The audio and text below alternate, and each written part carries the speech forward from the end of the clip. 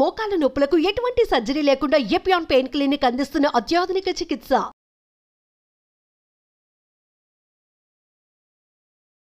Madam నమస్తే. నమస్తే. మీ దగ్గర ఏదైనా హెల్త్ ఇష్యూకి న్యాచురల్ వేస్లో రెమెడీస్ ఉంటాయి. సో అది యాసిడిటీ కావచ్చు, క్యాన్సర్ కావచ్చు, ఎంత పెద్ద ఇష్యూ అయినా ఎంత చిన్న ఇష్యూ అయినా యోగిక్ విధానము అండ్ ఈ హెర్బ్స్ ద్వారా సొల్యూషన్ అనేది ఉంటుంది. అయితే నిద్రలేమి సమస్య చాలామంది ఇబ్బంది పెట్టే సమస్య.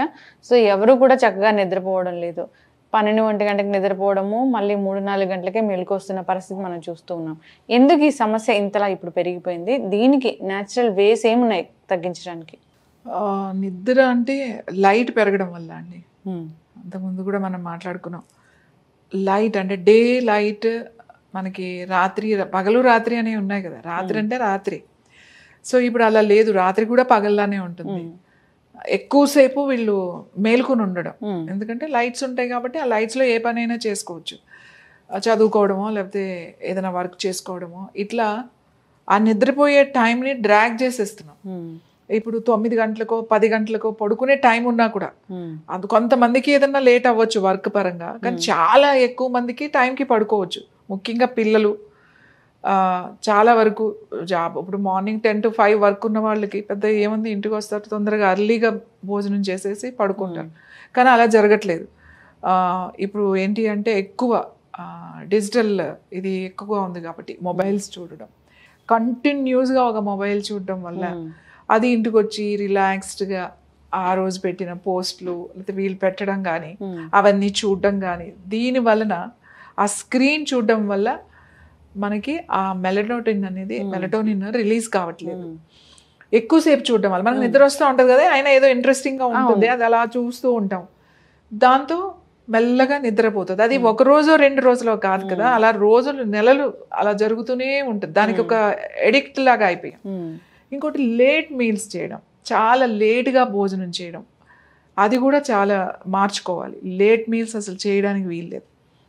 మీరు 7 లోపల మీ డిన్నర్ అయిపోవాలంతే. మీరు ఏదైనా తినండి, మీరు డిన్నర్ ఇది చేయాలి అది చేయాలి అని నేను ఏం చెప్పను. మీరు ఏం తినాలనుకుంటున్నారో 6 o'clock మీరు అయిపోయింది డిన్నర్. సో మీరు పడుకునే టైంకి డైజెషన్ ఏం పని ఉండకూడదు, పొట్ట మీద ఏం పని ఉండకూడదు. ఎందుకంటే మనం పడుకుంటాం కదా, పడుకున్నప్పుడు ఎలా అయినా పడుకుంటాం.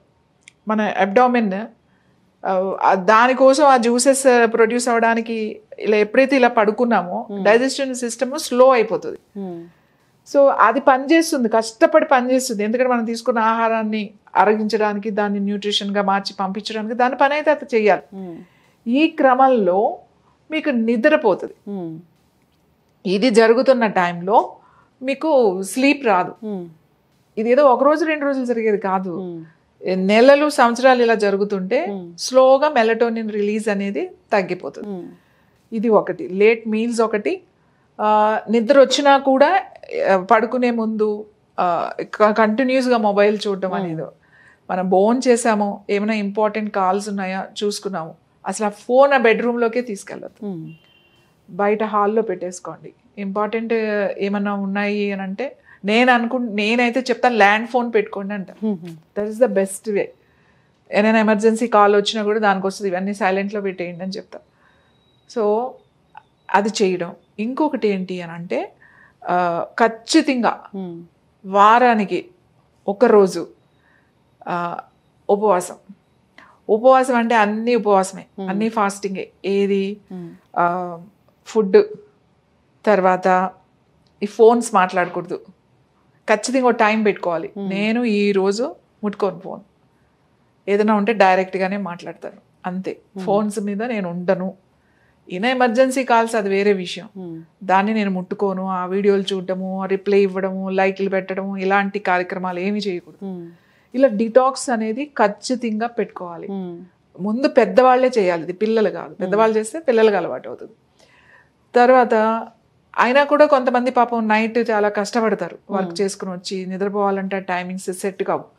వాళ్ళకైతే నేను ఒకటి చెప్తాను ఇప్పుడు, అది తీసుకుంటే బాగా నిద్ర పడుతుంది. అలాగే నేను చాలాసార్లు చెప్పాను, శక్తి ముద్ర, మంచి నిద్ర పడుతుంది అని చెప్పి చాలా సింపుల్గా ఇలా కుర్చీలో కూడా కూర్చుని చేసుకోవచ్చు.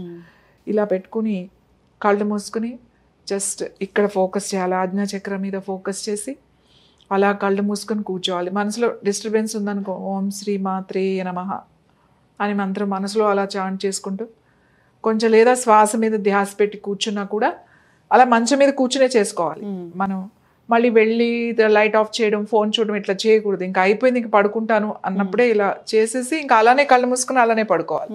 ఈ ముద్ర చేయడం, ఈ ముద్రతో పాటుగా ఇంకా ఏంటి అని అంటే మంచిగా ఇంకా అరగంటలో 20 నిమిషాల్లో పడుకుంటాం అనగా కొంచెం ఒక చిన్న కప్పు, స్మాల్ టీ కప్స్ ఉంటాయి కదా, చిన్న కప్పు పాలు, కొంచెం వేడిగా ఉండాలి, గోరువెచ్చని పాలల్లో ఫస్ట్ ఏంటంటే గసగసాలు.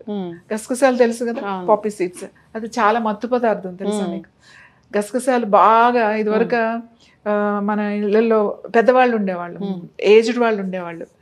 అప్పట్లో 90లు 80లు అలా ఉండేవాళ్ళు కదా, 93 96 100 పైనే ఉండేవాళ్ళు.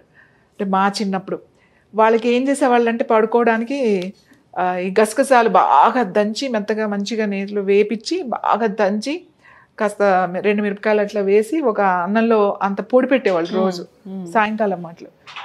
ఎందుకు అంటే నిద్రపోతారు అని చెప్పేసి, అందులో అలా నిద్రపోయే గుణం ఉంటుంది అన్నమాట, మత్తు ఇది.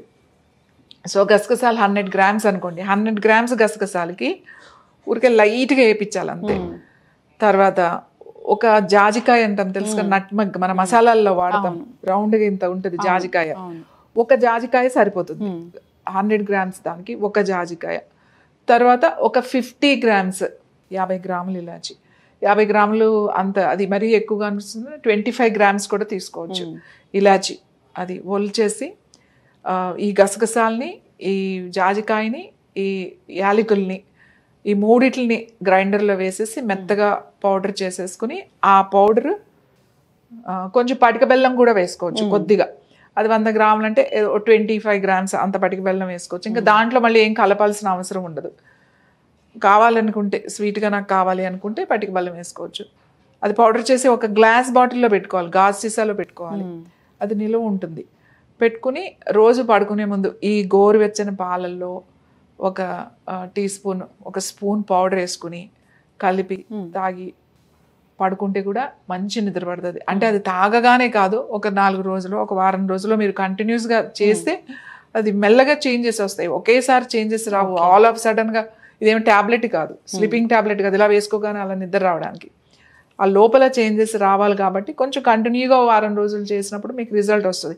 అసలు ముద్ర అయితే చాలామంది చేసినప్పుడే చెప్తారు, మేము 5 నిమిషాలు చేసామండి బాగా నిద్రపోయాము, 5 వరకు అసలు లేవలేదు, నాకు మెలకువే రాలేదని చెప్తారు. అది చేసినా కూడా మాకు కావట్లేదు అని అంటే ఇది బాగా పనిచేస్తుంది. ఈ పౌడర్ కూడా చాలా మంచిది, మనకి నర్వస్ సిస్టమ్ మీద బాగా పనిచేస్తుంది, చాలా రిలాక్స్ అవుతారు.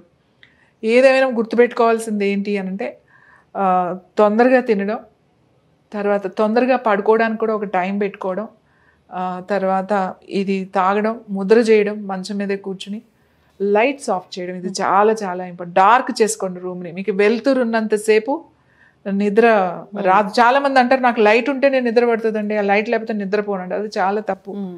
ఏం కాదు, మీరు లైట్ లేకుండా అంటే చిన్నదైనా కావాలంటే బెడ్ లైట్ లాంటి చిన్నది వేసుకోవచ్చు, కానీ ఎక్కువ డార్క్నెస్ నిద్ర పట్టట్లేదు అంటే మీ రూమ్ చాలా డార్క్గా ఉండాలి, గుర్తుపెట్టుకోండి, చాలా చీకటిగా ఉండాలి, అప్పుడే మీకు నిద్ర పడుతుంది.